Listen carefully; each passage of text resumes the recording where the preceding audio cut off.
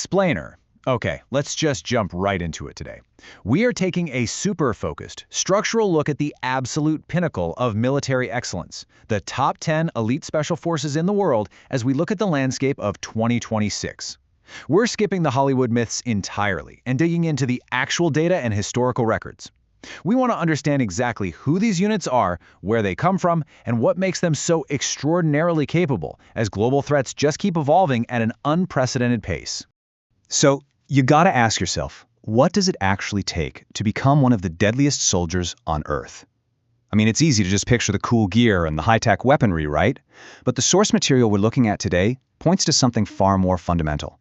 It points to a level of raw, unfiltered human endurance that most of us can honestly barely even comprehend. Because these aren't just your everyday soldiers. We're talking about operators who literally survive brutal training regimens, specifically designed to break their bodies and completely shatter their minds. They are pushed so far beyond normal human limits, it's wild. Think about running for miles with 80 pounds of gear on your back, on zero sleep, enduring freezing waters until hypothermia literally sets in, and navigating simulated interrogations that feel terrifyingly real. Why put themselves through that? Well, because the realities of their daily job involve rescuing hostages in insanely high-stakes environments, eliminating high-value targets, and executing missions so immensely dangerous that they have to operate entirely in the shadows. The rest of the world, we simply never hear about most of what they actually do. All right, Section 1. Masters of counter-terrorism. France, Russia, and India. You know, the modern era of counterterrorism didn't just appear out of thin air. It was forged by absolute necessity. Back during the immense global tensions of the Cold War, Russia created its highly renowned Alpha Group to handle completely unprecedented internal and external threats. Then look at 1973. The devastating tragedy at the Munich Olympics directly sparked France into establishing the GIGN. Standard police forces woke up and realized they were just entirely ill-equipped to handle heavily armed, highly organized modern terror cells. And by 1980, the Iranian embassy siege in London propelled the UK's SAS into massive global fame. It basically proved to the entire world the absolute necessity of having these specialized, rapid response tactical teams.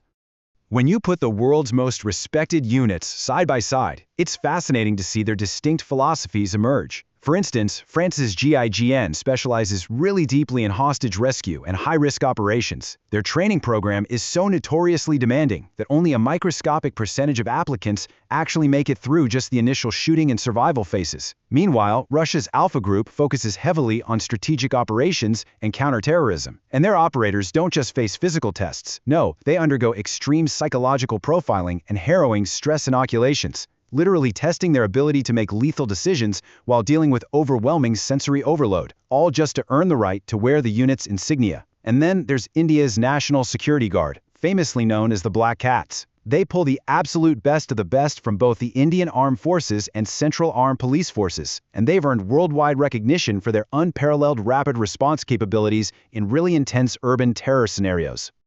Moving on to Section 2. The Maritime Commandos, dominating sea, air, and land. 20. Just think about that for a second. That is the number of months, over a year and a half, of grueling, absolute punishment required just to join Israel's Sayeret 13. This elite naval commando unit is widely regarded by military experts as having one of the hardest military programs in the entire world.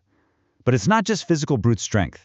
These operators have to master incredibly complex maritime sabotage, advanced underwater intelligence gathering drills, and deep sea diving operations in total darkness. It is just an astonishing physical and mental commitment just to reach the starting line of their active service. Of course, when we talk about maritime dominance, we absolutely must talk about the United States Navy SEALs. They're perhaps the most famous special forces globally, right? Their foundational BUDS training is legendary, especially the infamous Hell Week. Imagine this, a span of 5.5 days where candidates are subjected to continuous physical torture, freezing surf conditioning, and miles of running in the sand. And the kicker? They get maybe 4 total hours of sleep for the entire week. The acronym SEAL itself stands for Sea, Air, and Land, highlighting this unmatched versatility in combat. And let's not forget, this is the exact unit whose highly specialized capabilities brought them massive global attention after they executed the successful operation against Osama bin Laden. Now, let's do a direct comparison here between India's Marcos and the U.S. Navy SEALs. It reveals some striking parallels in how different nations engineer ultimate versatility. Both of these units feature a notoriously high dropout rate, obviously, due to the extreme nature of their selection. But while the SEALs are universally recognized for their sea, air, and land operational scope, Marcos commandos are similarly trained for immense versatility, conducting amphibious assaults and direct action missions. Here's where Marcos brings a super unique geographic adaptability, though. They're trained to fight not just in oceans and rivers, but deep within dense jungles, and even at extreme altitudes up in the high mountains of the Himalayas. Okay, Section 3. The secretive phantoms, Pakistan and Canada. I am the commando. Man, that is one powerful motto. It anchors Pakistan's premier special operations force, the Special Service Group, or SSG.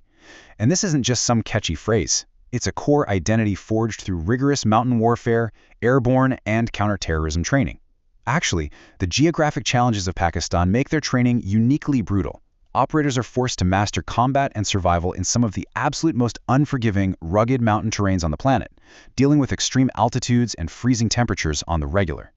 Because of this, the SSG operates across a remarkably wide spectrum, handling everything from tense border security to highly complex anti-terror missions and special reconnaissance. Operating in a similar vein of staying completely out of the spotlight, we have Canada's Joint Task Force 2, commonly known as JTF-2. This is such a fascinating paradox. They are an entirely secretive, top-tier unit, yet they are universally respected within the special operations community. So while you're probably not going to hear about them in the daily news, many military experts quietly consider JTF-2 to be among the most professional and capable special operations units on the globe today.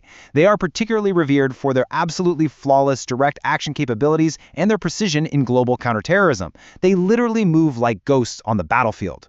Right, on to Section 4. The legendary pioneers, setting the modern blueprint. If there is one defining ethos for special forces, it's got to be captured in this famous quote: "Who dares wins." This is the legendary motto of the Special Air Service, or the SAS, out of the United Kingdom. Like we talked about on our timeline earlier, their actions in the 1980s totally brought them international fame. But their true legacy?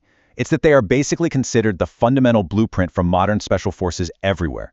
The SAS literally pioneered so many of the specialized tactics used by elite military units worldwide today.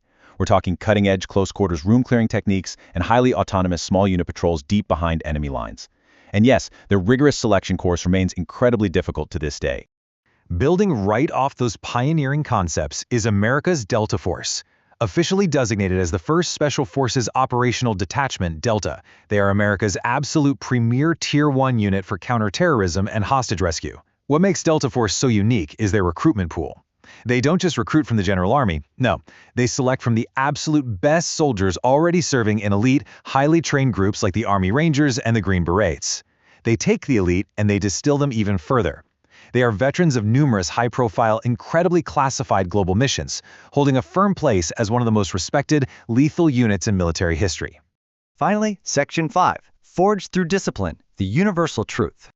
At the end of the day, our source material reminds us that trying to actually rank these forces, well, it's highly subjective.